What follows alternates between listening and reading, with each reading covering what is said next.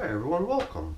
I'm down here in my basement, and this little section of my basement is known as my wormery. It's because all these trays here have worms in them, those buckets too. The buckets are the ones that I want to check in on today. They've been in service for 26 days now, and it was a week ago that we last checked in on them. I'm still kind of new to these types of containers. As you can see, I usually use ones that have a good amount of surface area, perhaps not quite as much depth. So this is quite the opposite. I'm still kind of working out how to position the camera, how to, just even deal with where to put the food and stuff. So I think I've kind of gotten it down to a pretty good pattern at this point. So I'm going to give these little guys a collection of some fruits and veggies I bought down here. It's mainly a collection of little tiny fragments of veggies, but there's also an apple in here for each container. So we're going to get these systems up onto the bench. I'll slip on a glove and we'll get to feeding these guys. You know, working in shallower containers might be a little bit more forgiving because here I guess I take it for granted, but if I just move a little bit from one side to the other, I start to get these real harsh shadows down in the bin, which interferes with the imagery. Even just me reaching into the bin cuts off a lot of the available light that the camera needs to get a decent image, but I'm going to do my best to try to keep out of the light and allow the scene to remain nicely illuminated. We did a pretty good job consistently checking in on each of these systems. We decided last time that we're going to start feeding on one or the other side. And we're using these coffee filters to indicate where we last fed. And I guess the main logic or reasoning behind that was that if whatever it is that I put into, say, this side of the bin 7 days ago, starts into this really hot composting process and makes that end of the bin uncomfortable for the worms, they've got a fair bit of distance and extra material that they can sort of retreat back into until that process settles down. And then once that is finished, then the environment, the material becomes a little bit more hospitable for the worms to return into. So I figured the cantaloupe, which was part of the feeding last time, would probably not leave a lot of leftovers, but there were also bits of banana peel, and banana peel generally takes a little bit of time to break down. But I also need to factor in the cooler temperatures right now, since we're in winter and my basement's a little chilly. So here, for example, is a pretty significant chunk of leftover cantaloupe. It seems like we must have sprinkled coffee onto the top of it because the cantaloupe was hardly even accessible. I thought it would be a popular item with the worms, but if they can't even sense that it's there, can't expect a whole lot. When I ended the system that these worms came out of, the system was thought to have about 1,200 worms in it. That was just a real rough guess. So I took that 1,200 population and very roughly split it. So whether or not we've actually got a third of 1,200 in here, whether or not we've actually got 400 worms in here, I don't know. It's possible, I suppose. I just sort of expected a little bit more activity right around where the foods had been placed, but I hardly saw anything. But whatever, I've got to keep the faith, I think, because, every now and then I do spot a worm. Maybe they're just evading me. Maybe they just blend in really good, because the stuff that they're inhabiting looks sort of like a camouflage heaven. They could blend really nicely into this sort of stuff here. But I guess the whole idea here was also that we can alternate those feeding zones, because then that would sort of give us this opportunity to check back in next time we're in here to say, hey, after 7 days, there were still leftover bits of cantaloupe, but whatever. Next time we come in here, we'll see how much progress it made, but it won't be disturbed by the addition of the feeding that we're giving them today. The other thing I did last week, besides give them cantaloupe and banana peel bits, I gave them a little squirt down of water, although when I reviewed the video I noticed that I had accidentally forgotten to spray down bucket number 2. So right now, while we've got a pretty good moisture level down low, you can see some worms down in there enjoying it. I wonder if we're going to find a somewhat more arid situation when we get over to the next bucket. Well, not many worm spottings, but if you do allow for them to start moving, they're all over the place. They're just blending in really nicely. Maybe over time, as this material starts to become more predominantly black gold versus scraps of stuff that the worms perfectly blend into, we'll be able to better see the inhabitants of the material. But in the beginning, it could be a little bit more difficult to see them. All right, I got my ready-made bedding here. I'm going to grab a handful of that because I've been really wanting to build these systems out considerably. I want it to be really generous on the bedding each time I come in here. So those 2 handfuls are going to be the foundation for the food we're going to drop in. I've got this apple, frozen. All the stuff they're getting is frozen. So let me see if I could just sort of grab about 1/3 of what I've got here. This is 1 handful. It seems like if I go with another similarly sized handful, then we'll have enough to go around pretty consistently in all 3 buckets. I gotta tell you though, I wondered if I'd be adding water. I got my spray bottle right here on the ready, all pumped up and ready to be used. So I thought that if we found ourselves finding the material to be a little bit too dry, we could certainly add water. But it doesn't seem that way, and the worms seem to be pretty comfortable in most sections of it. I don't know, what do we do? Do we, you know what, we'll sprinkle in a little bit of crushed eggshell as grit and think about it in the meantime. But you know what?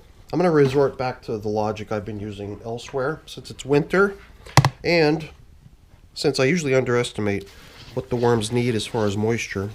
I'm just going to err on the side of caution, make sure they're well dampened, and we'll even give a little squirt to the rest of the material over here in the bin as we start to level stuff out.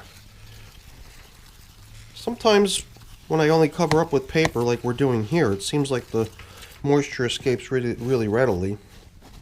But perhaps it's because of the limited surface area, or maybe because of the high walls or something like that. Perhaps the humidity level down within the system remains there without getting blown away by the surrounding air.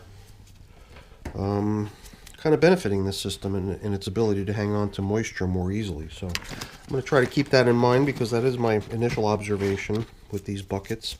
I'm kind of new to using the buckets, so I'm kind of learning as I go. But that's it for bucket number 1. All set to go with their feeding for this go around. We're going to get bucket number 2 out. I wonder how dry or damp it is. Let's get it over here. Here we go. This is the one that's got those little fragments of dead insects on it, because I think there's a little spider's web right above where this container sits down there underneath the shelf. Alright, so I don't know. It does seem a little bit dry, but it could be deceiving just because we're on the top surface here. Once we get lower, we'll get a better sense of it. But yeah, I think I could tell already. The material in here did not get that squirt down like the others did. So I'm sure when we get to the next container, we'll see a higher moisture level. Here it seemed like the worms were sort of mobbing together, surrounding something. It might have been a little leftover chunk of some delicious food that they're eating. There's always that possibility that I really didn't do a very good job evenly splitting the populations from bin to bin too, you know. I mean, right away it seems like we're greeted by a whole lot more worms down here. But then again, I don't see that much progress on that piece of cantaloupe, so maybe we don't have that many more mouths to feed in here. Could just be an optical illusion, might just be chance. But yeah, I would say that moisture down here, let's add some. It's not going to hurt. It'll only help. And maybe we'll even go extra generous on this container since it got skipped last time. Let's start making a hole for the foods that we're going to add, but at the same time we can also give this stuff over here a little bit of a squirt. I gotta tell you, I used to use this squirt pump, you know, with the little pistol on it, pistol grip squirter. bottle, and my goodness, this is so much easier. I can imagine myself down here, squirt, squirt, squirt, squirt, squirt. By the time I would dispense this much water, my hands would be exhausted. This is kind of nice too. With this nice wand, I could like reach right down into a specific spot and very precisely place this moisture wherever I need it to be.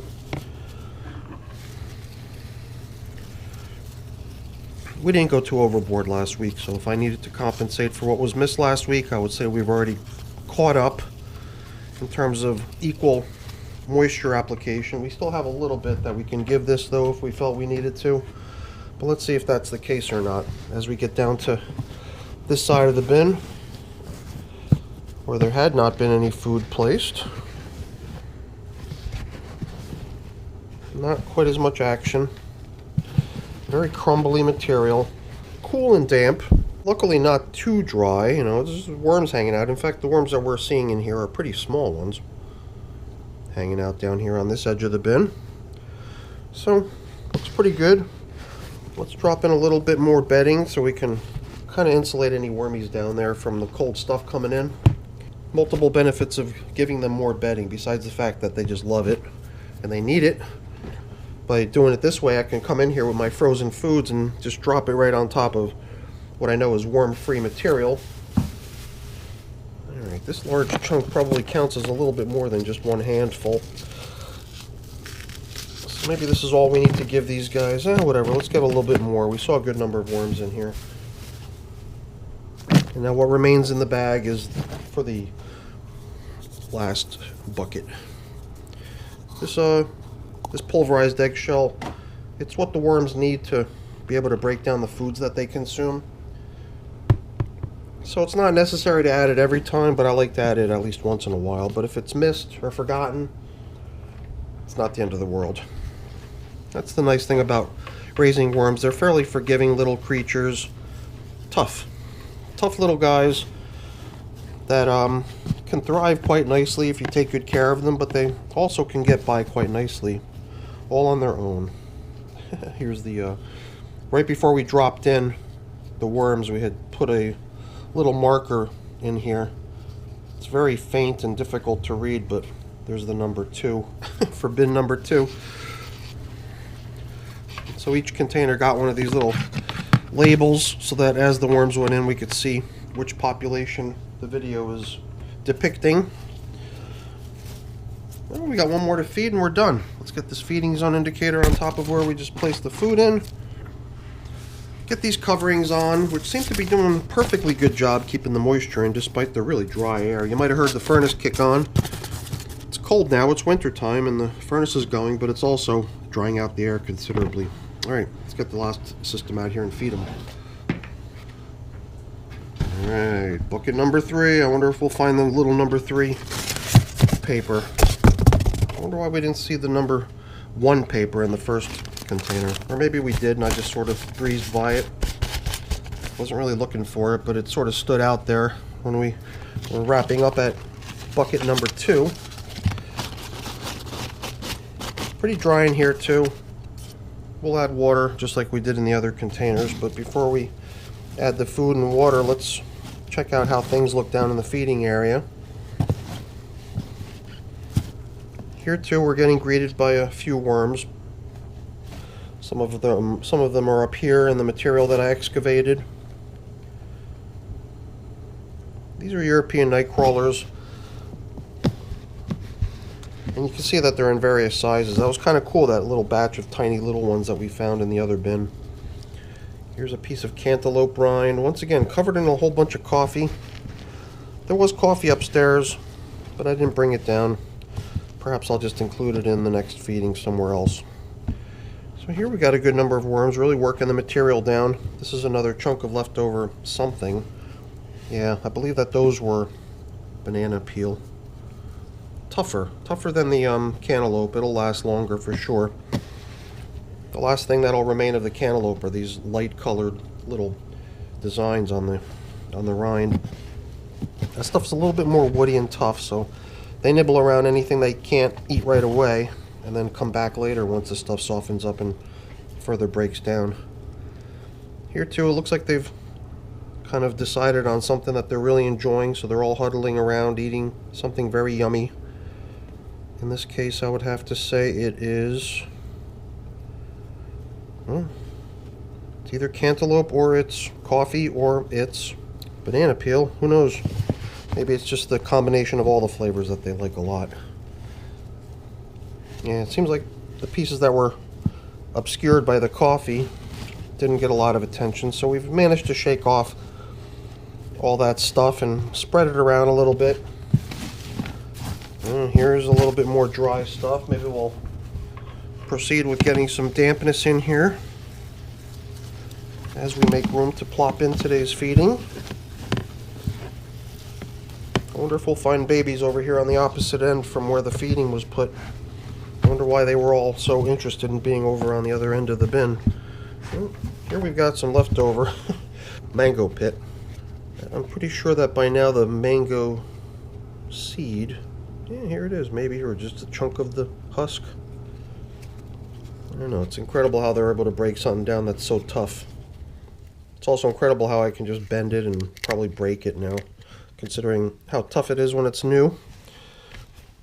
Let's take a peek at this material, see if there's any babies hanging out. Just make enough room so we could plop in some nice fresh bedding and the food, and we'll be done. I saw one or two worms hanging out over here. There's a couple more down in the bottom. Here we go with some more bedding. I was tempted to go even bigger on the bedding in these systems, but I've kind of resisted the urge to do that because I guess last week, was it last week, or in a previous feeding there was I don't know, it was kind of like a constant avalanche going on. Every time I tried to work in here, I tried to stack up the materials, get them out of my way, but they wouldn't stay put. They kept pouring back down into the pit that I'd created. Somehow the material seems to be behaving a lot better today. Maybe it'll just become more manageable as it becomes more concentrated with castings. Very nice. So last time it did seem like we missed some moisture, but we did manage last time to, oh, there's so little left here, let's just dump it in. I got more grit on standby, we'll go grab it, but yeah, I don't think we missed anything this time. Last time I was just going back and forth. Oh, did I forget the grit? Did I put any? Oh, let's put any. I felt like I was kind of like in La La Land or something, kind of not paying attention to what I was doing last time I was in here, and I was all over the place, but today I feel like we were a little bit more on point. And, well, you know, those apples, they're going to take some time. They're just going to kind of sit in there, and next time if there's not been a lot of progress on them, and there won't be, there will be hardly anything, but by then I'll be able to pretty easily mush the apples and break them open and spread their contents around a little bit. So that'll help with the breakdown process, but all that other stuff, all that frozen vegetable matter, that stuff should probably break down for the most part by the time we get in here again. That's the sort of stuff the worms really are able to tackle very easily and quickly. So I like having combinations of stuff in the bin that get eaten pretty fast and other things that still kind of linger and remain and break down more slowly. It's kind of nice to know that there's a variety of stuff like that, and that if some of the more, you know, fast composting foods are already gone, they could always resort back to the slower composting materials. So that's it for today's check-in with our European nightcrawler buckets. So I'll take care of getting the system back where it belongs and cleaning stuff up here. But I'm not going to waste your time with that. That's boring. But before I go, let me just really quickly say thank you. Thanks so much for watching. Hopefully you enjoyed the video. If you did, as always, please remember to leave me a quick thumbs up. That's always really appreciated. And if you haven't done so already, please also consider subscribing to the channel too. That's really appreciated as well. All right, everyone, have a great day. Thanks for watching.